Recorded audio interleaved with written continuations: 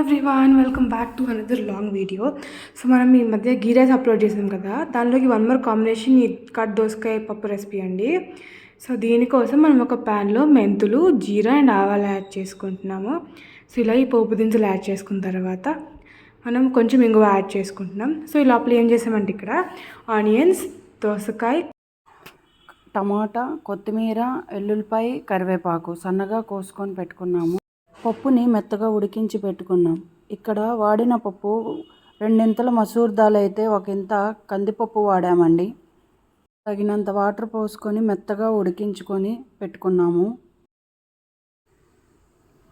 ఇందాక వేసుకున్న తిరగమాత ఫ్రై అయినాక ఆనియన్ వేసి కొంచెం మెత్తబడనివ్వాలి. ఇక్కడ గ్రీన్ చిల్లీస్, కట్ చేసుకున్న గ్రీన్ చిల్లీస్ని యాడ్ చేసుకుంటున్నాము. దాంతోపాటు సన్నగా తరిగిన దోసకాయ ముక్కలు, టమాటా ముక్కలు యాడ్ చేసుకొని మిక్స్ చేసుకోవాలి. కొంచెం పసుపు, రుచికి సరిపడా సాల్ట్ వేసుకొని కలిపి మూత పెట్టి మగ్గనివ్వాలి.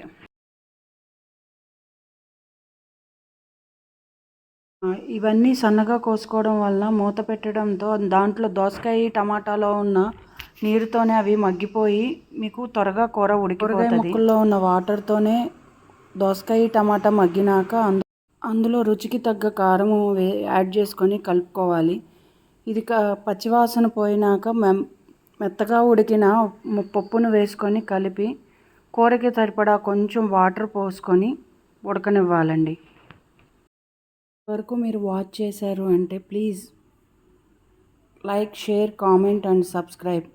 ఇంకా ఈ ప్రాసెస్లో మీరు ఒక్కసారి కర్రీని ట్రై చేసి ఎలా ఉందో కామెంట్లో తెలియజేయగలరు.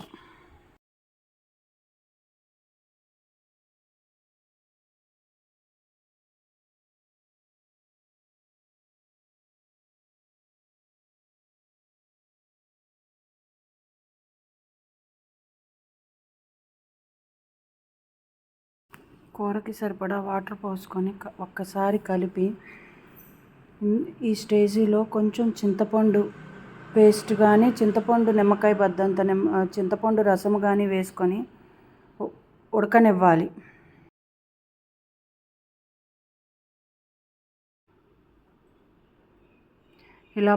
ఇలా బాయిల్ అవుతున్నప్పుడు వేరే ప్యాన్లో కొంచెం గీ కానీ, ఆయిల్ కానీ వేసుకొని అందులో ఎల్లుల్లిపాయలు, సన్నగా తరిగిన వెల్లుల్లిపాయలు, కరివేపాకు, ఇంగువ వేసి అది ఫ్రై అయినాక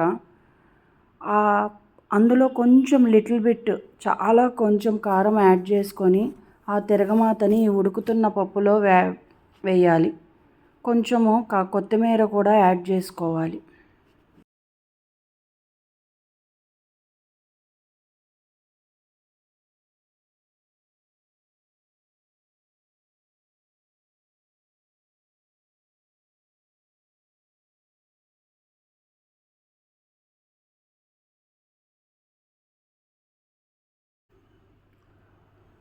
ఫ్రై అయిన వెల్లుల్లిపాయ, కరివేపాకు, ఇంగువ దాన్ని బాయిల్ అవుతున్న పప్పులో యాడ్ చేసుకొని ఒక్కసారి మిక్స్ చేయాలండి.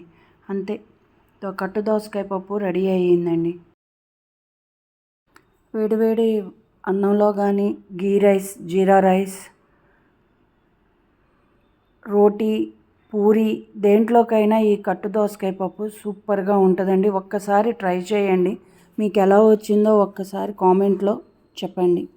Please like, share, comment and subscribe. Simple and healthy recipes కోసము నా యూట్యూబ్ ఛానల్ని సబ్స్క్రైబ్ చేస్తారని కోరుకుంటున్నాను. Thank you for watching.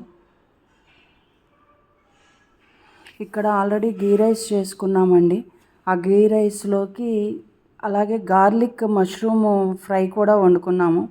ఈ 2 రెసిపీస్ కూడా మనకు ఆల్రెడీ యూట్యూబ్ ఛానల్లో పోస్ట్ అయ్యి ఉన్నాయి. మీరు ఒక్కసారి, చాలా సింపుల్గా ఉంటుంది, ఒక్కసారి మీరు వాచ్ చేయగలరు. ఈ గీ రైస్లోకి కట్టు దోసకాయ పప్పు కూడా చాలా బాగుంటుందండి. ఇది బూందీ కర్రీ. ఇది కూడా ఆల్రెడీ మన వీడియోలో పోస్ట్ చేయడం జరిగింది, వాచ్ చేయగలరు. నెక్స్ట్ పల్లీల చెక్క రాబోతున్నదండి. ఇది చిన్నపిల్లల దగ్గర నుంచి పెద్దవాళ్ళ వరకు కూడా తినగలిగేటట్టు ఉంటుంది. Thank you for watching.